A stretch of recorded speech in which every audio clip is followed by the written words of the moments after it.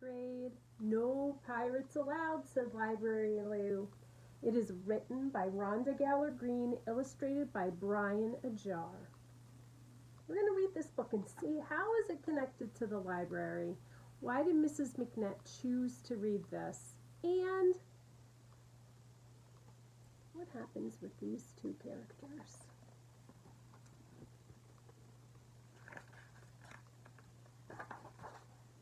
Every time you hear the pirate make his pirate sound, please join in. No pirates allowed, said Library Lou. At Seabreezy Library, things were just right. Book lovers were cozy, the sky was blue bright. When Shiver Me Timbers through Seabreezy's door stormed Big Pirate Pete and his pirate, Igor. Where be the treasure? X marks this spot. We'll dig up the loot and steal all that you've got. Squawk! Igor squawked as Pete muttered an arg. Then Big Pete let loose with a scary so thar. Look at all the people in the library. What do you think they're feeling? And how do you know they're feeling that way? Illustrations are so important in storybooks, aren't they?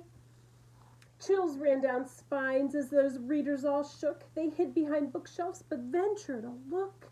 And what was that odor? Disgusting P.U.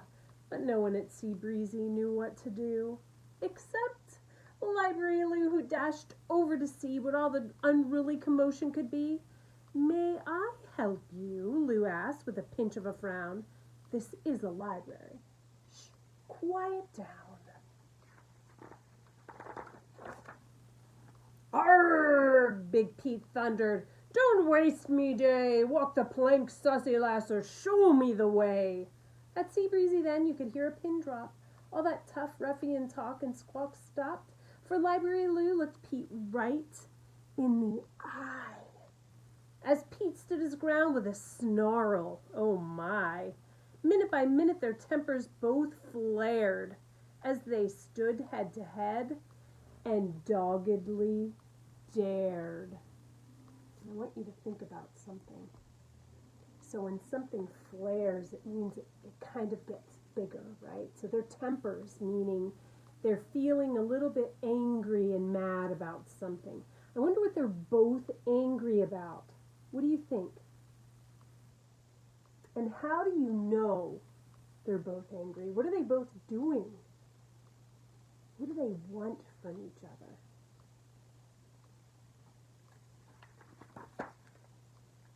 Unless you be quiet and listen up too. No pirates allowed, said Library Lou. Squawk! Igor squawked with a blow-me-down glare. Then Library Lou boldly added, so there. I don't know if you can see how she's feeling right now. The illustrator does a great job of showing emotions.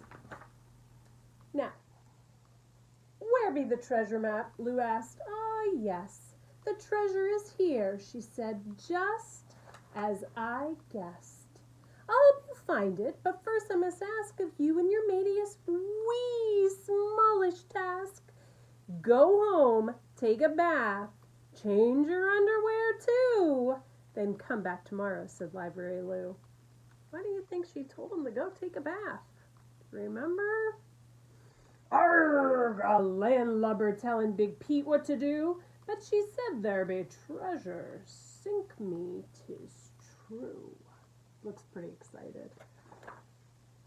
So that night Pete scrubbed 13 layers of dirt and decided clean underwear couldn't hurt. Squawking Igor got a good scrubbing too. Swish through the sea sailed their funky P.U. Then later they dreamed of a treasure or two. Squawk! The next day they burst through that library door with a fresh soapy scent, but as loud as before. Mateys! Your manners, said Library Lou. Now come, follow me. We have much work to do. Aye! Big Pete grabbed his picks and his axe and his shovel, but Library Lou said, don't go to the trouble. But lassie, the loot, Lou said. Not yet. First, say ahoy to these letters, this fine alphabet. Letters? Pete scowled. There'd be more than X. Lou spread them all out. Big Pete looked perplexed, which means super confused. Blimey, cried Big Pete, a code of old? A secret when I'd find the sweet gold. Library Lou grinned a witty, wise grin. Brilliant, she cried. Now time to begin. Here they are, all of them, pleased to meet you. Isn't this fun, said Library Lou. Fun, Big Pete sneered. It be torture, no less. Me'd rather be kissing a fat treasure chest. So many letters, Big Pete got confused. W's, H's, S's, and Q's? Some she called vowels. Do you know what they are? A's, E's, I's, O's, and U's. Soon Lou took some letters and mixed them about. Look, exclaimed Lou, words to sound out. Now here's a stack you may take home with you.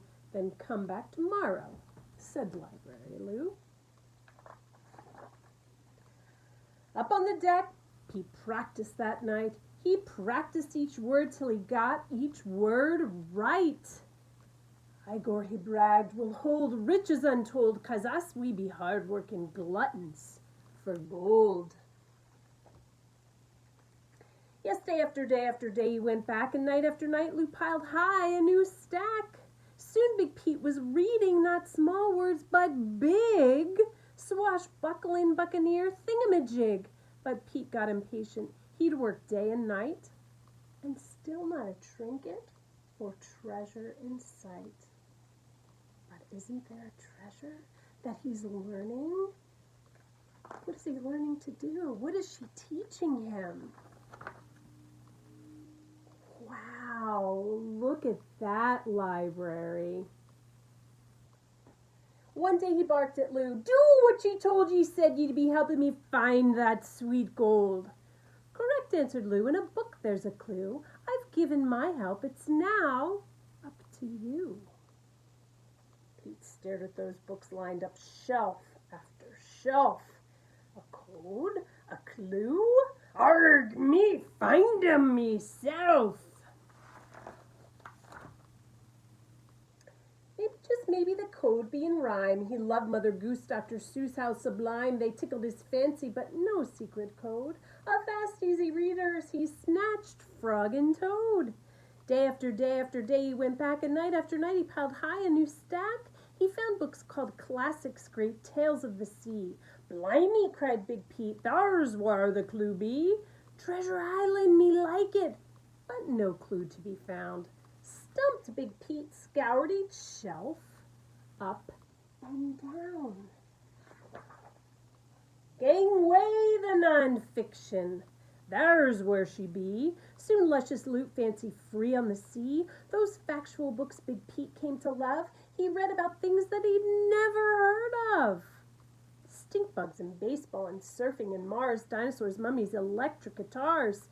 Pete's picks and his axe and his shovel got dusty. At piratey ways, Big Pete got a mite rusty. Rust happens when things get unused for a while, so I wonder why Big Pete's tools are not being used right now. What is Pete discovering? Now, Pete wasn't a pirate just dreaming of loot, but a reader he wasn't a good one to boot. When one book was finished, yes, when one was done, Pete picked up another. Oh, reading was fun. He read and he read and he read and he read. Then suddenly one night Pete popped up in bed. I think that he just realized something.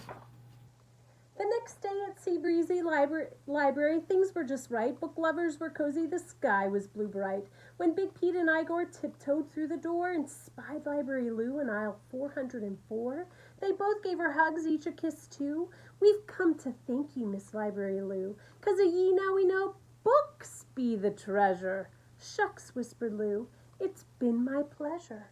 Now Library Lou, with a smile big and proud, is hanging a sign that says, Pirates Allowed. I want you to just kind of think about this story for a minute. And I want you to think about how the characters have changed. Did Library Lou change? Did Big Pete change? I'm going to ask you some questions on the next couple of slides. I hope you liked our first story together.